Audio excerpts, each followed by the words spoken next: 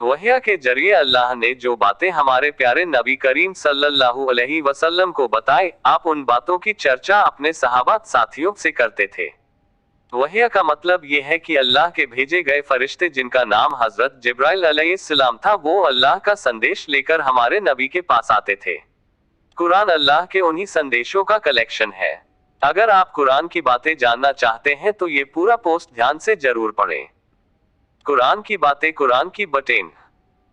आप सल्लल्लाहु अलैहि वसल्लम के विसाल के बाद सहाबा लोगों ने आपकी बताई सभी आसमानी संदेशों को लिखित रूप दिया। अल्लाह के भेजे गए संदेशों का ये कलेक्शन ही कुरान है।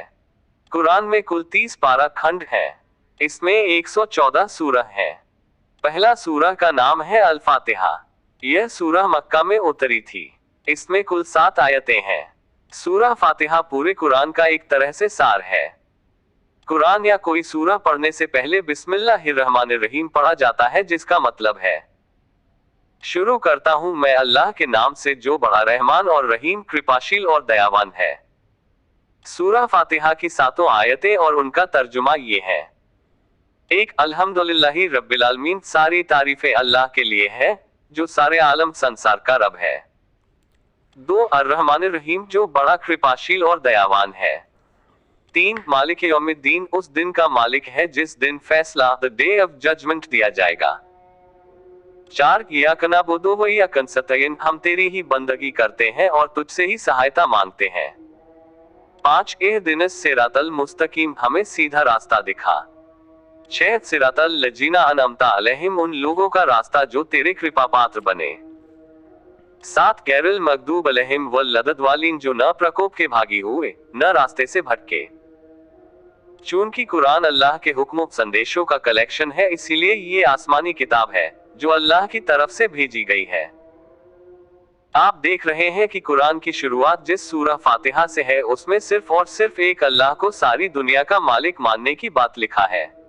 और ये बात तो हर धर्म के लोग मानते हैं कि पूरी दुनिया को बनाने वाला कोई एक ही सुपर पावर है। इसी सुपर पावर का नाम कुरान में अल्लाह है। पूरी दुनिया के मालिक के लिए इससे ज्यादा अच्छा नाम कोई हो भी नहीं सकता। अल्लाह सबसे बड़ा है। जिस अल्लाह ने सूरज, चांद, जमीन, आसमान, हवा, पानी, इंसान, जानवर आदि सब कुछ बनाया, क्या उससे भी बड़ा होने लायक कोई है क्या? हरगिज नहीं। इसी बात को अरबी भाषा में अल्लाह अकबर, अल्लाह सबसे बड़ा है, कहा जाता है।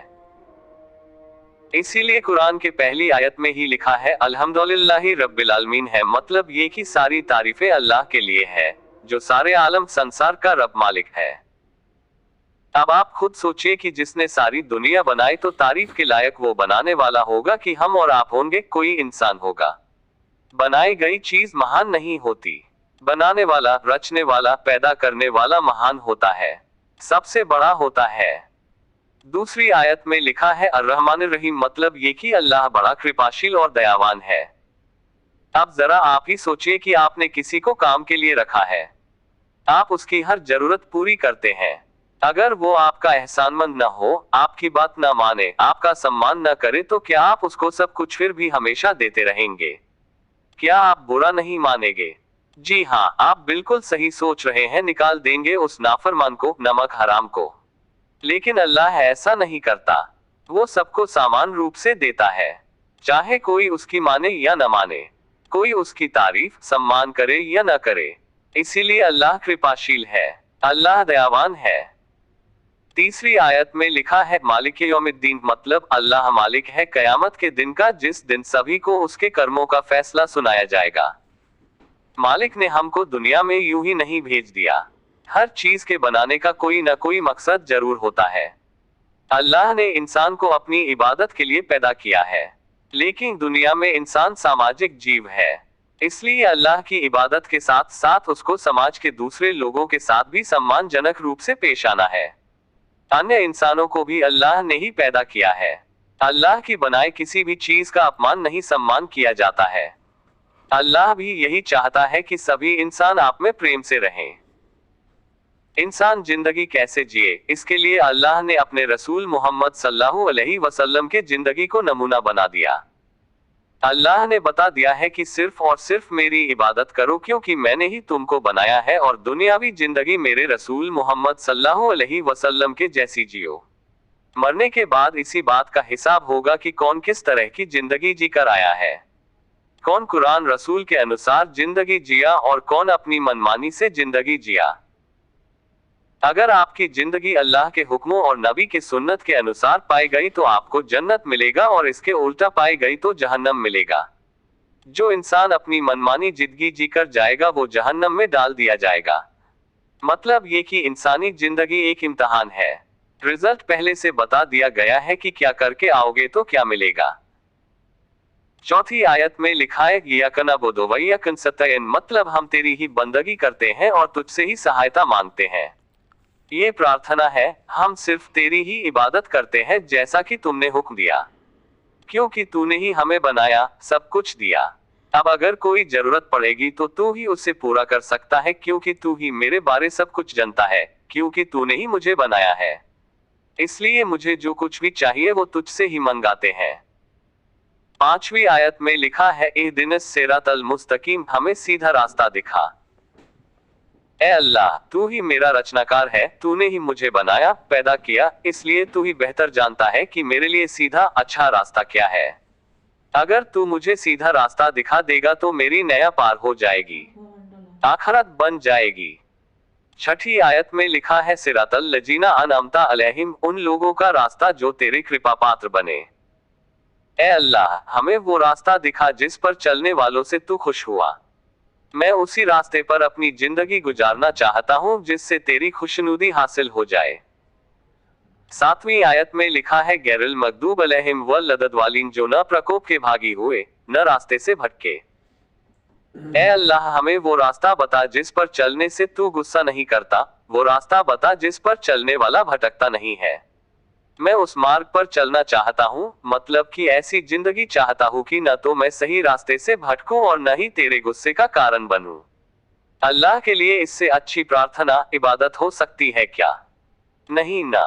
तो ये है कुरान का संक्षिप्त सार। आप खुद ही देख रहे हैं कि कुरान के पहले ही सूरह में कितनी अच्छी बातें लिखी हुई है।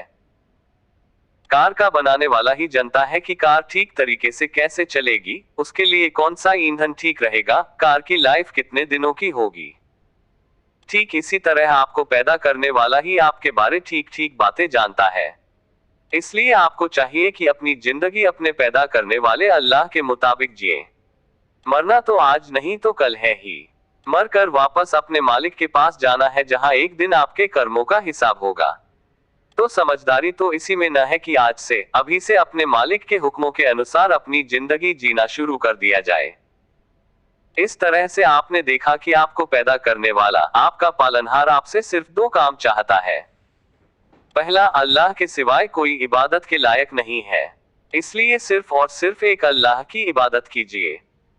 दूसरा, जिंदगी ऐसे जिए जैसे अल्लाह के रसूल मोहम्मद सल्लल्लाहु अलैहि वसल्लम ने जिया। मतलब कि ऐसी जिंदगी जिसमें बुराई के लिए कहीं कोई जगह न हो। कुरान की बातें अल्लाह के हुक्मों के मुताबिक जिंदगी जीने का रास्ता बताती है। ये कुरान सिर्फ किसी एक समुदाय के लिए नहीं है, बल्कि इस जमीन के हर इंसान के लिए है। क्योंकि हर इंसान को अल्लाह ने ही पैदा किया है, चाहे वह जहां भी रहता हो, चाहे कोई भी भाषा बोलता हो, चाहे उसका रूप रंग कुछ भी हो। हर इंसान को कुरान की बातें जानना चाहिए। जानने के बाद उन पर अमल भी शुरू कर देना चाहिए। ऐसा करने से अंत समय में पछताना नहीं पड़ेगा। जिंदगी बड़ी बेवफा है, कभी भी साथ छोड़ सकती है। ये महत्वपूर्ण जानकारी आपके पास पहुंचाना मेरी जिम्मेदारी थी। अब आपकी भी जिम्मेदारी है कि इस पोस्ट को अल्लाह के दूसरे मोमिन बंदों के साथ ज्यादा से ज्यादा शेयर करें, ताकि उनको भी फायदा मिले और आपको भी सवाब हासिल हो, आपकी नेकी बढ़े, आप पर अल्लाह की रहमत हो। आमीन।